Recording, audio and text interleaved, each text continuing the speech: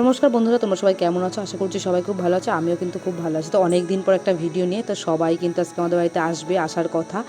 তো এই যে এখন কিন্তু বাজে প্রায় 9টা, মানে 9টার সময় ঠাকুরমশাই আসার কথা, তো এখনও আসেনি, তাই জন্য আর কি ভিডিও করছিলাম। তো ঘুম থেকে উঠে এটা আর কি ঘরের সামনে দেওয়ায় ওদের বাড়িতে নিয়েও, তো সেটা আর কি আমি দিয়েছিলাম। আর এই যে আমার গোপাল কিন্তু রেডি, আর ঠাকুরমশাই চলে এসছে।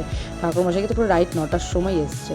তো সবারই মোটামুটি কাজ হয়ে গেছে, পুজোর কিছু মোটামুটি। আর ওদিকে ঠাকুরমশাই পুজোয় বসেও গেছে। আমি একটু নিচে আসলাম, ওদিকে যেহেতু যজ্ঞের তোড়জোড় শুরু হচ্ছিলো, তো আমি একটু নিচের থেকে এসে ঘুরে গেলাম। আর রান্নাগুলোও দেখছি, নিচে দরকারও ছিল।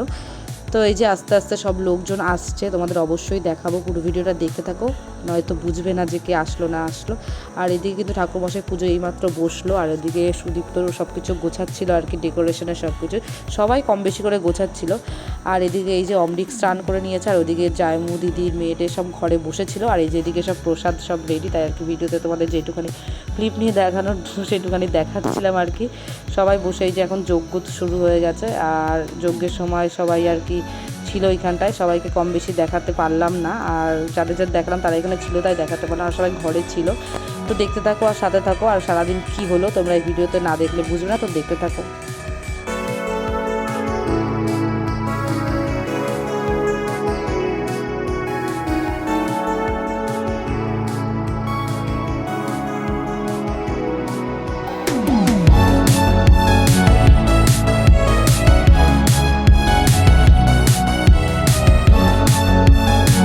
তো বন্ধুরা, পুজো কিন্তু হয়ে গেছে, এখন সবাই প্রসাদ খাচ্ছে। আর হচ্ছে এখন কিন্তু বাজে প্রায় 12:30। তো সেইভাবে আমি আর ব্লগটা পুরো কন্টিনিউ করতে পারিনি।